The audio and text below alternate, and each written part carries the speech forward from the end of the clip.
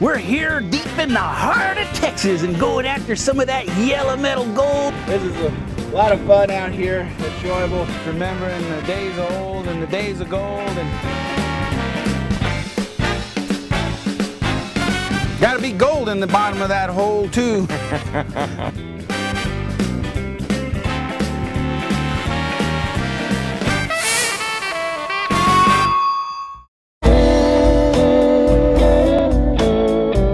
The sun shines bright on the gold that glitters deep in the heart of Texas. Well, welcome to the show, folks. My name's Tom Massie, and we're glad you tuned in. And we're here deep in the heart of Texas and going after some of that yellow metal gold and poking around for some treasure. Gonna have a good time on today's show. We're gonna be visiting with old BooCoo. Had to be a case of gold fever. Gold fever. Name's David Hass, that's his nickname, BooCoo. He's a good friend of my dad's and a good friend of mine, a good prospector, been around a long time, and also visited with some of the members of the local chapters around here, the GPAA, and poking around and having a good time in Texas and looking for some gold. So we're glad you come along with us.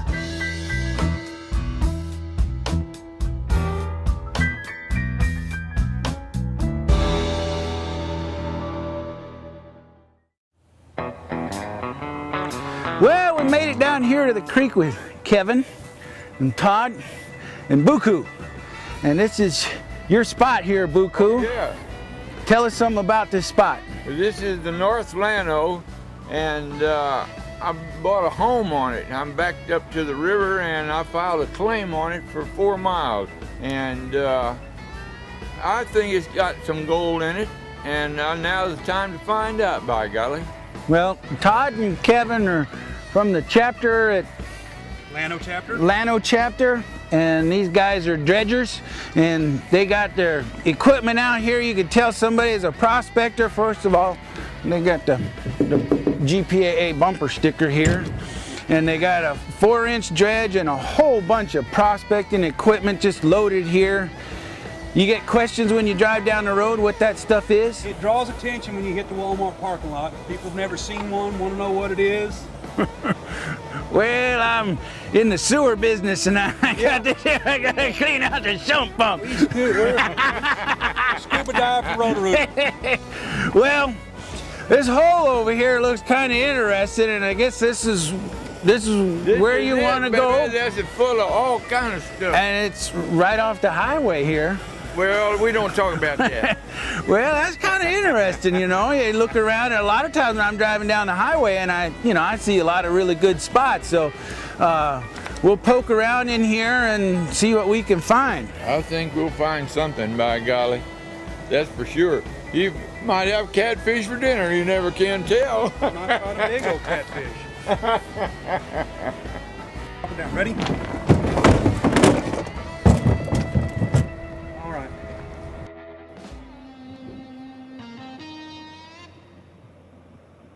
This is a pendulum I use for dowsing. It's just a weight on the end of a string. It gives you a direction. It's giving me a direction in that direction right there. It says 15 feet out from the bank. There's objects that are worth valuable. Wait a minute, Todd, Kevin. You guys, I know you guys dredge a lot of places in Texas, but this ain't no water moccasin infested hole. No. BooCoo, you ain't put us out there. Big water moccasins down here waiting to just chew me up, is there? It's not infested. No. Not infested. Not infested. There's a limited population. Not So there infested. could be one down in There could be anything from cottonmouth moccasins to coral snakes. Not gonna be rattlesnakes in the water. They're on the bank. Let me ask something. Is there any snakes in here? Look, say no. Is there any rattlesnakes? No. Any water moccasin? No. Is there any danger? Oh, danger, yes. I wasn't planning on drinking it. It don't look like a real appetizing drinking. It's actually clean water. It's got that color because of the limestone that it's running through and the caliche that's in there. All the way down in the North Llano and over to the Guadalupe River has the same green tint, and it's just because of the caliche in the water, pH and everything, and it's really clean. All right. Look at Kevin, he's laughing. He's laughing. I'm gonna come up out of here and he's gonna be laughing. He's gonna be laughing. This don't look like a real good appetizing kind of hole. You know what? You know why I'll go in there? Gold! Because I got gold fever, that's why. Not where you are, that's where you ought to dredge. It's deep here.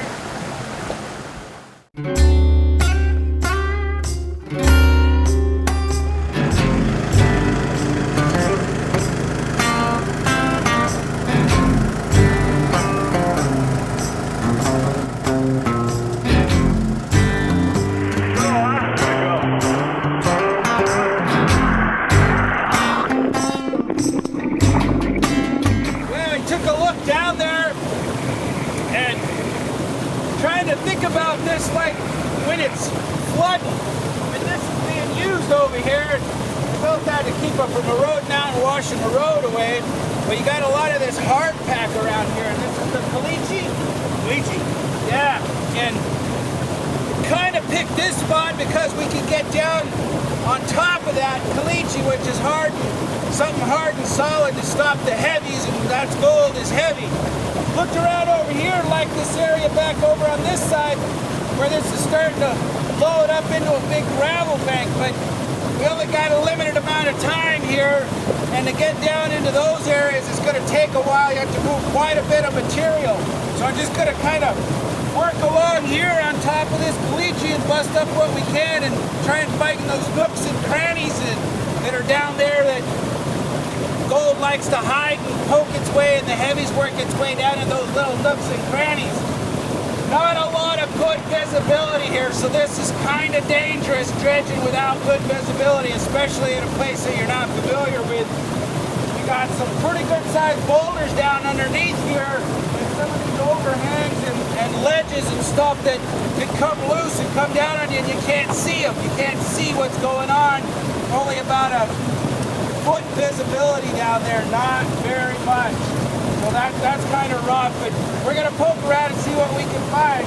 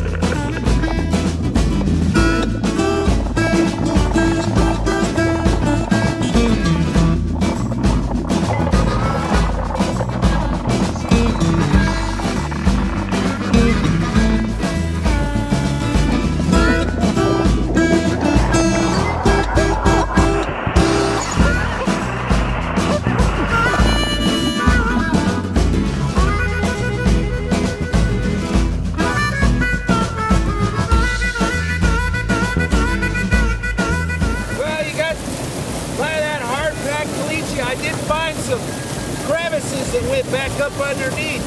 Not a lot of hard packed material, and it's real hard because the visibility is real poor down there, so you got to kind of keep your hand up close to the nozzle, and you're peeling rocks off constantly because you can't see them to grab them before they get into the nozzle.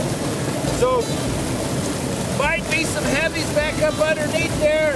It's just too bad that the visibility is so poor, but we'll take it over there and clean it up and see what we got out of there.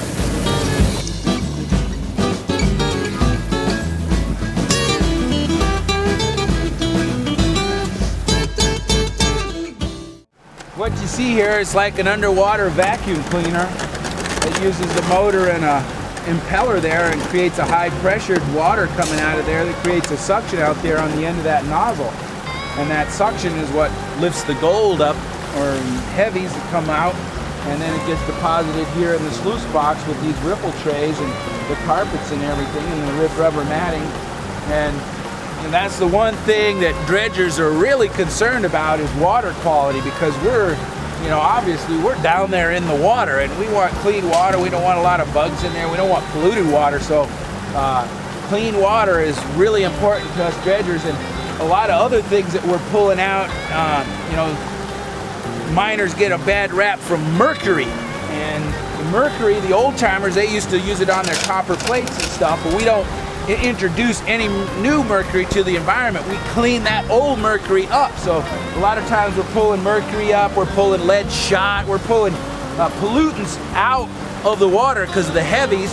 And so we're out here really doing environment justice out here by cleaning that up. And you know, the little bit of dirt that we move from this spot over to that spot, when this baby floods and this thing up here is doing its job, what we've done here is just chicken scratch. It's going to wipe everything out of here. And so we're just poking around in here, having a good time, and hopefully maybe finding a little something and enjoying it. But you know, this type of dredging out here really is good for the environment. It's good for the fish habitat. It aerates the material out there for them, creates food for them, creates spawning beds for them.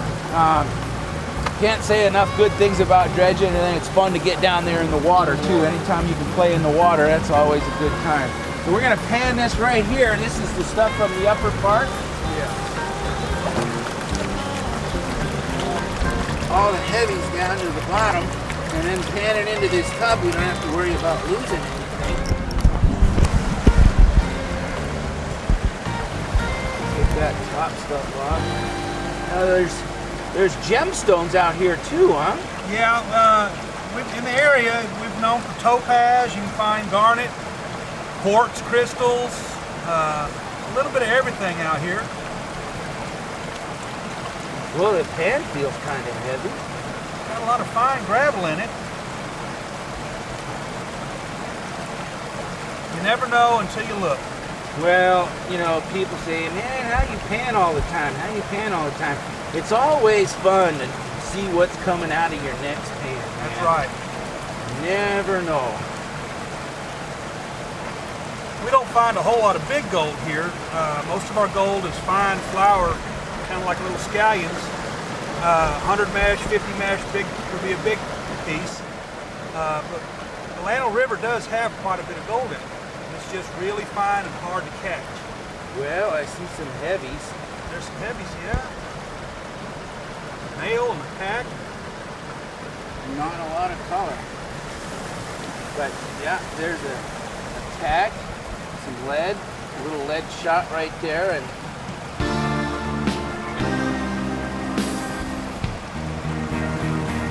one little color. One. I see a little speck in there. See BooCoo, right there? You witched it up. Actually, right. there's a couple. They're real fine. See it hanging up right there? There's one right there.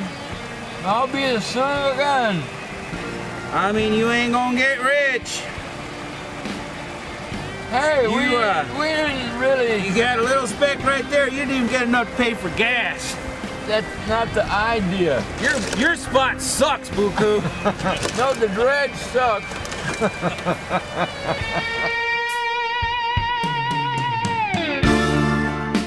thing about it is, you know, we're prospectors.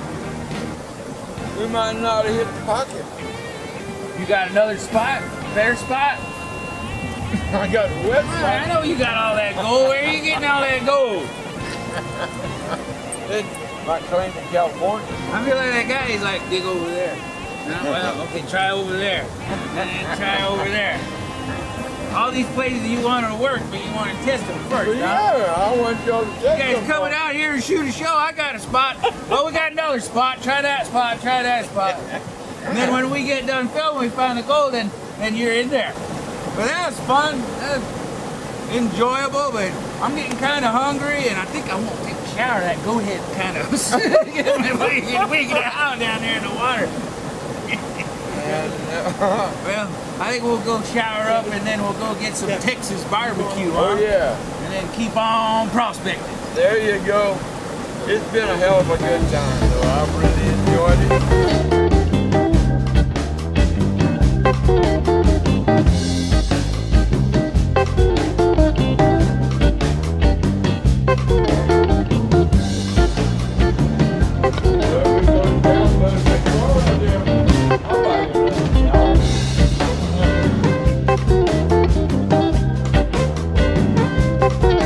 is it? It's alcohol and vinegar. Put your finger over it, tilt it over, and let a little flow down in there, and then go glue, glue, glue, glue. And It's a BooCoo that's poultice. always dripping out the other side. Look at that, it is. But this is good stuff because it has the alcohol, kills all the germs, and the vinegar kills the fungus. Now, when he was making that up, I didn't see him putting any in his hair. Oh, I did too. Well, I've been done it. That's good. Big trouble now. Yeah. That'll take care of I think it went clean through. Yeah, no view to it, too. All right.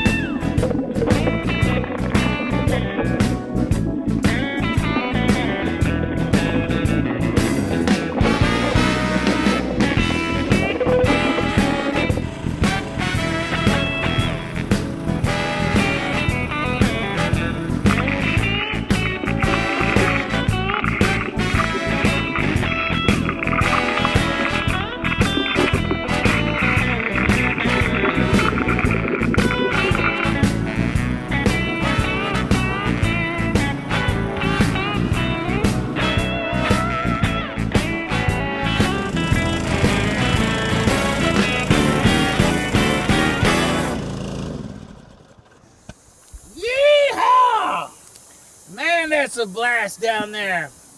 I got cracks and crevices in this hard granite bedrock down there.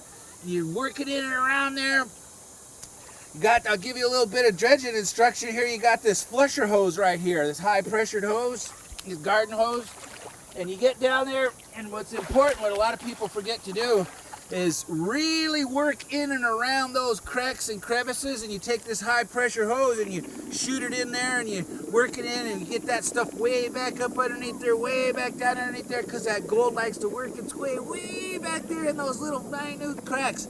And sometimes you find ones and you break them apart and you get little fine little fissures in there, and the material is just a little bit of material, but that's the important stuff. That's the stuff that you want to go after, because that's where that gold likes to get in there and hide. And you might just move through this flow sand and you move through a lot of it and it's easy dredging. You can just cruise through and suck up a whole bunch of it, but that's not where the gold's at. Where you want to go after is right down on this hard, solid limestone, or not limestone, granite bedrock.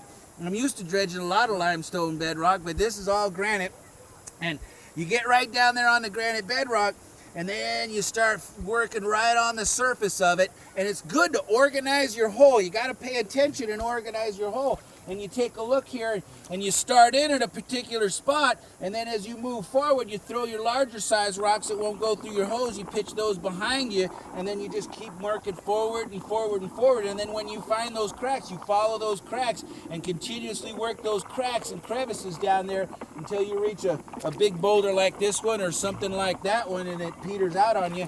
The thing that you got to be real careful of when you're down there is getting your fingers mashed by one of these bigger boulders, or getting your head crushed by one of these big head crusher kind of boulders. Now these big ones right here, this is the most dangerous thing for dredgers, because you got a tendency of going down and undercutting them, and you don't know exactly when they're going to give loose. And if you're underneath there and a big one like this was to pinch you, you'd be in a world of hurt. It'd break your arm or maybe even kill you down underneath there. So that's one thing you got to really watch out for. But man, it's a lot of fun. This is just fantastic out here. Really enjoying this. Nothing like down there on the nozzle. Really enjoying it. And a tendon crew to watch. Well, that's important when you have a tendon crew. Because, you know, some people, they can just stand around back there, but you got to keep an eye on the sluice box, make sure it not load up, and that's something that the person working the nozzle out here, you can't just hog the material to, because you'll load too much material back there inside the sluice box. So you got to let it suck a little bit of water every now and then and clear that sluice box out and keep those riffles so that the riffle trays are working back in there and everything's working real good. You don't want to overfeed your box. You also, when you suck up a big rock, you want to be careful and not suck up too many of those nozzle pluggers, because they'll suck up in here and get stuck inside your hose, and then that's a problem for the tenders that get undone. So if you're up there on the nozzle, you can pick those bigger ones that might just be the right size to go up there and plug you up. Take those out of the way, and then when you do suck one up, you kind of let it suck a little water and let that big rock go on up through there before it gets up there to the top. And then Todd's showing the big old, you run that rod up through there and that cleans it out for you. Knock the rocks out when they get stuck. Yeah, and then keep an eye out for the big boulder nuggets when they come up there and get stuck in there. That's the main thing. Catch them before they hit the bottom. All right, well, we'll get back to dredging.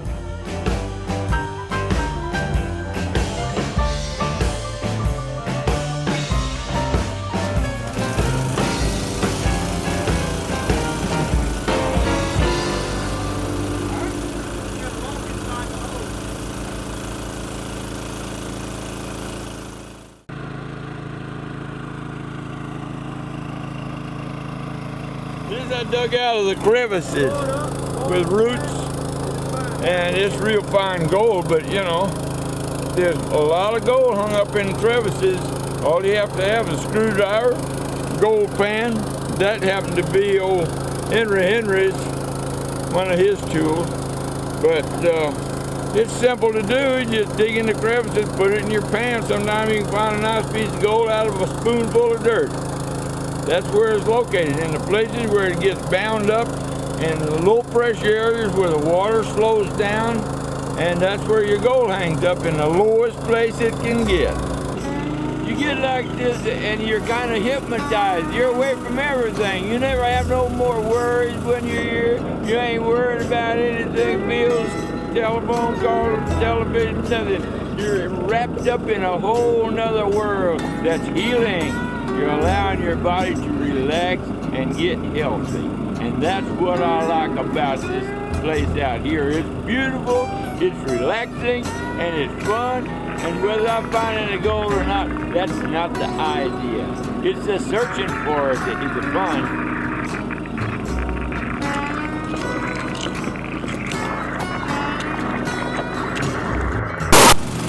All right, you guys want to shut it down? I like running a little bit of water there before you shut it down, so it clears the box out a little bit. But I tell you, that's rough work rolling them rocks around down there and pitching them around. But man, that's some good looking stuff down there. You got granite holes that just kind of bore on down, and you got all kinds of formations, and then when you hit them with that flusher, you know, they start to break up, and some of that granite just kind of decomposes and just kind of crumbles apart, and then it exposes this big old gnarly looking hole. Looks beautiful down there for catching gold. Just spectacular for catching gold. This is so nice with the warm water and the clear water. Man, you guys got it good. Like bath water. Yeah, we enjoy this so much. Well, let's take a look here and we'll clean it up and see what we got. Oh, I see gold. I see gold. That's gold right there. Yeah, it is. That's gold. That's a nice piece. Yeah. Nice little speck of gold there. Shoot. A lot of black sand. There's gold in the box. Yeah, that little curlicue piece there. You got a pan, BooCoo? No, that was it. Yeah, there's another good flake.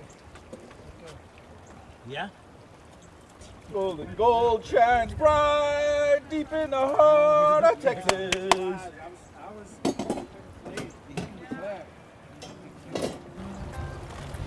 Oh.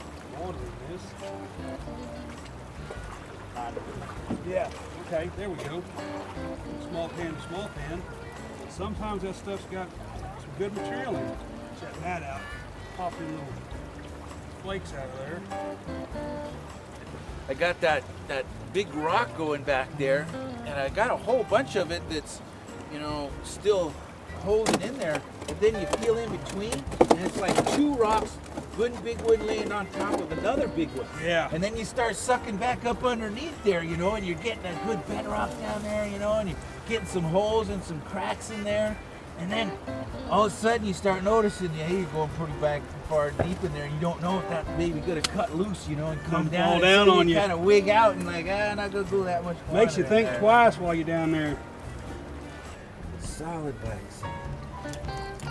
Man, that stuff's hard to pan too. Yeah, that's our problem out here is that you get that 100 mesh gold inside there, and it just gets trapped inside those layers of thick black sand. People get discouraged because they don't see that color in there. Well, the mistake a lot of people make is they stop, like Way right too soon, here, yeah. and they start foraging around in there, and they don't see it when they got too much material in their pan. I'm gonna shake this one a little bit. Anything I'm sloughing off. Man, Yeah. look at the heavies. You gotta take it on down so you can get a good. Oh, look at the lead. So say there ought to be them little Texas nuggets in there. Birdshot. Ooh, I see something smiling at me. Uh-oh, I see a wink.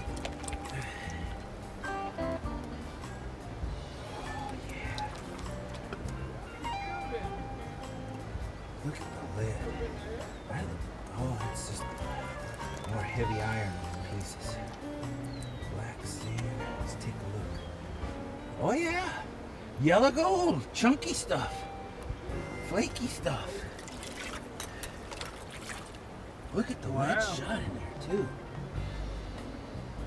A lot of it's kind of look like it's been lashed and lowered.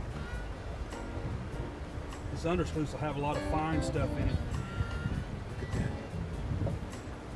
that. 22.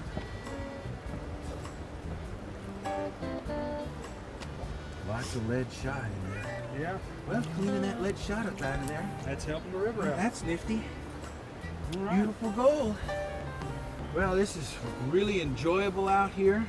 Get out to some beautiful locations and find a little bit of gold. And, man, that's fun underneath the water there, seeing all the fish and the colorful rocks. And you see them underneath the water, and they kind of got a little glisten to them. And you want to stop and pick them out up, and look look through at each them one of them. and inspect them. But you can't. You got to keep sucking. You know. Keep You going. Keep going. Yeah, those pretty rocks shine and glisten, wink at you, and you think that maybe that's a piece of gold, maybe that's a little nugget, but you just got to let the dredge take it and get the job done. We'll get it all cleaned up and get this heavy black sand off this gold, and it'll show a little better. We got a lot of cleaning to do though.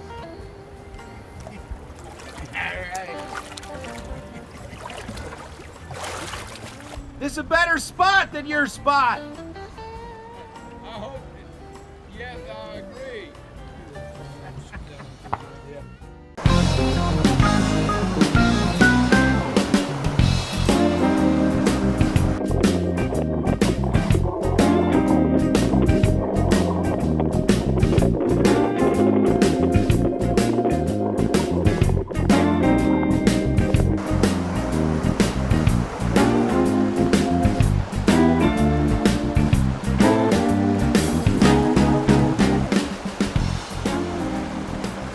Somebody was talking about a Civil War breastplate that was found out here, and that got me to thinking maybe there's some stuff hidden down underneath this river, so I decided to do a little bit of underwater detecting. So I'm just gonna poke around in here. Maybe I'll come up with something, maybe I won't, but I'm having a good time looking.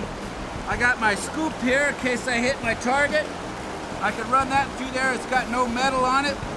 I got a fully submersible underwater detector, so no matter how deep I go, I can dive down in there and try some of the deeper holes that a lot of people can't get to. And I'm just really enjoying it out here, just cruising my way up through the river, doing a little bit of metal detecting underwater. We'll see what we find.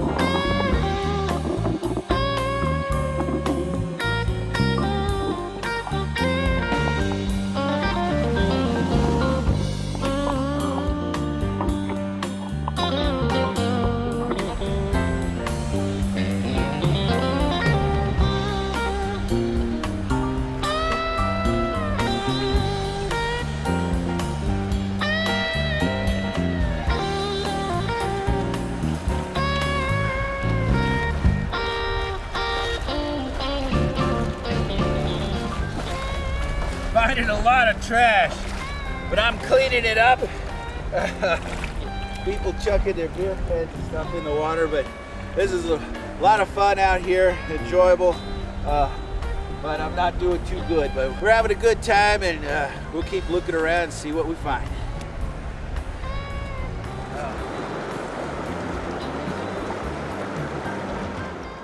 Ladies and gentlemen, the only one in the world, BooCoo! Yeah! Way up north, way up north. North to Alaska, going north, rush is on. North to Alaska, going north, rush is on.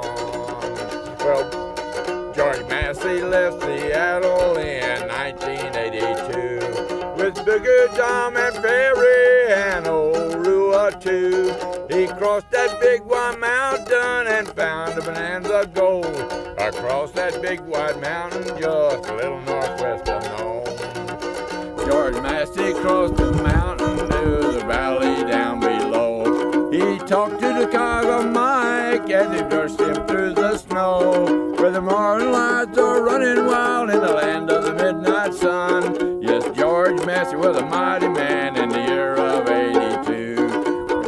There's a rolling big nugget, they're rolling north to Alaska, going north, rushes on, way up north, way up north. I mean, way the hell up north, north to Alaska, going north, rushes on. Well, Tom turned to BooCoo with his gold in his hand.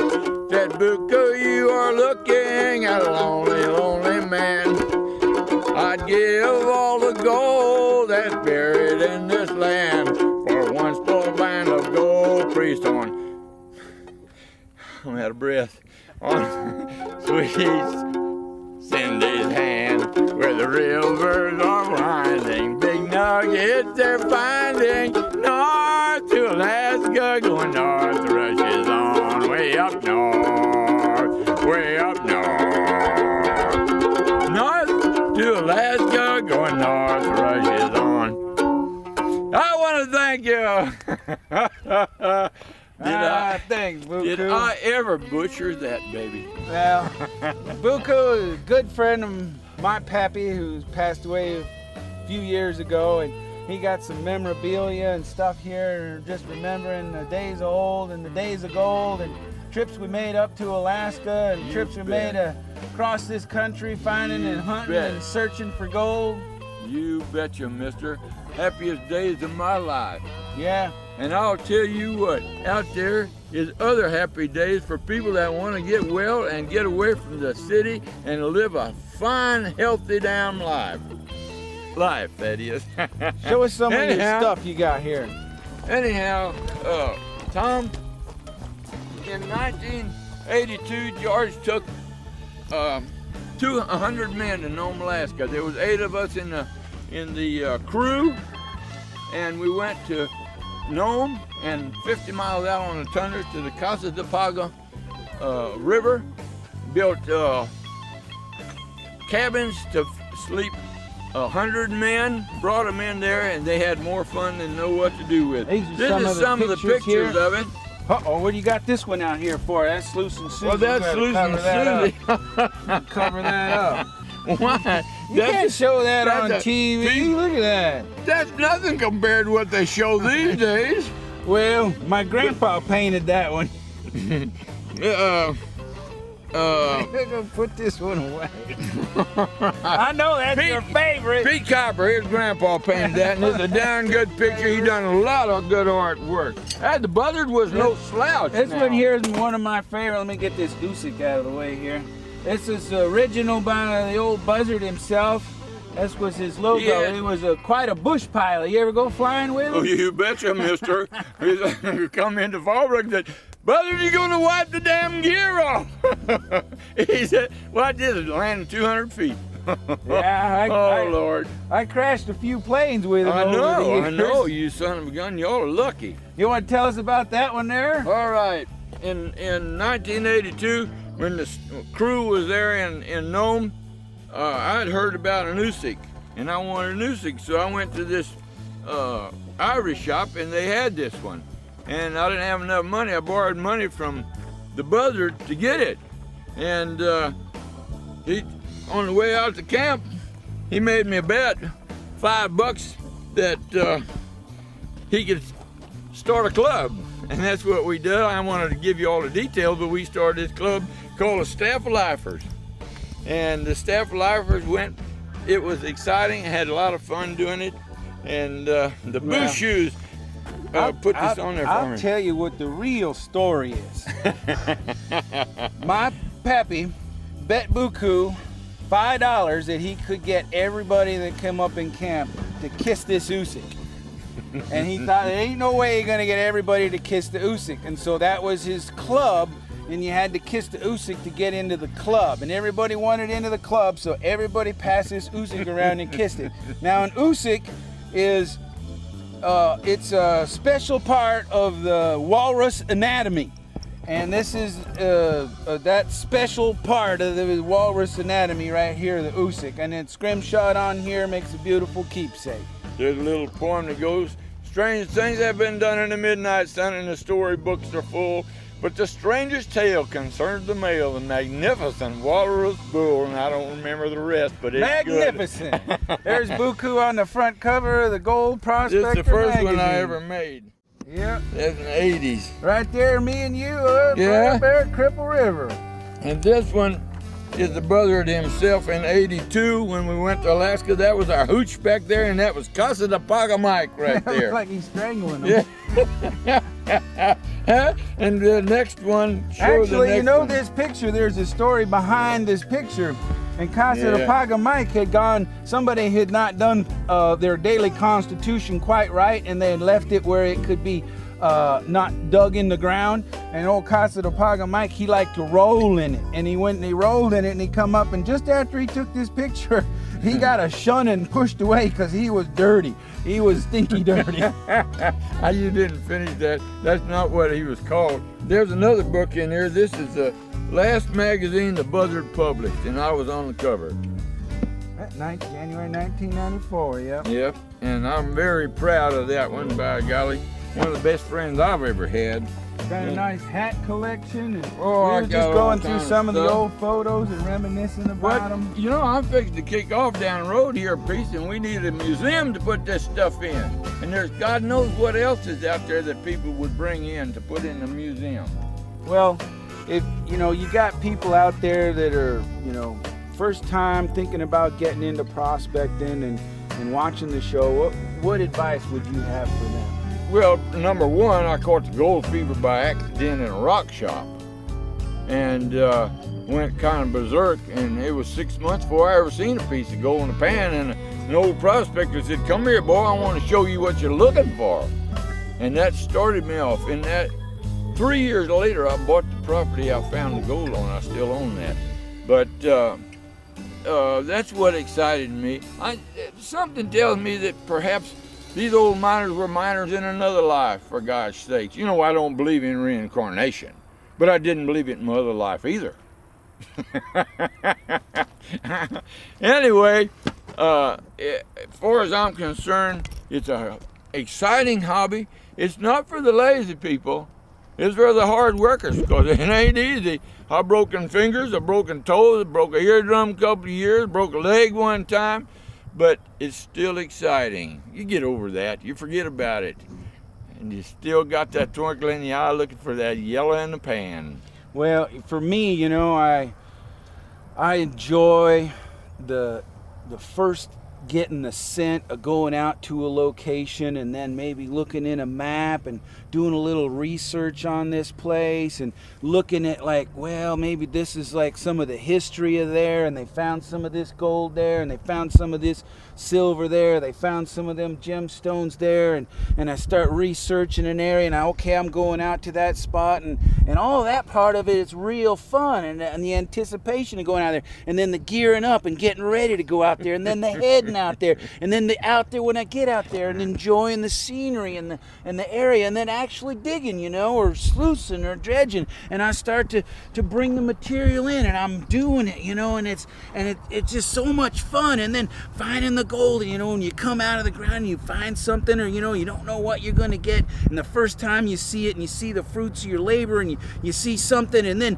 all that all comes together, and then the people that you're with and the activities and everything that comes around it and the scenery, and it all becomes a really good time in life. And I look back at those times and I think, man, those are the treasured memories that I have. That's the real treasure that I have. It's not in the gold or what I found or the money or any of that. It's those treasured memories that I have. And you and my dad and going out prospecting with you guys, I have so many treasured memories and stories, and sit around the campfire and BS about this story and about that story and about this story. And that is so much fun to me, to just be, you know, remember all those good times. And that's one thing that prospecting's really done for me in my lifetime, is put me out into a lot of really interesting, fun expeditions, safaris, trips, whatever the heck you want to call them. Well, let me crazy, stupid journeys or whatever. In my John, I have my library,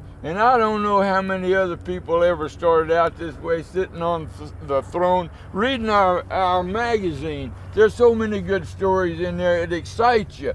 Now, if you haven't ever panned any gold, buy you one of them little bags from one of the dealers, dump it in a gold pan back and forth from one pan to the other. Look how it operates in the pan. It looks back at you. You'll never forget it. Once you've seen gold in the pan, you'll never forget it. And then, boy, you're on the road, because that's what lights you off. Well, thanks for tuning in, folks. We're out of time today, but think about getting there in the outdoors, whether it be hunting or fishing or backpacking or bird watching or rock hounding or gold prospecting. Get out there and make your own memories and live the dream. Till next time, we'll see you again here on another one of these Gold Fever shows.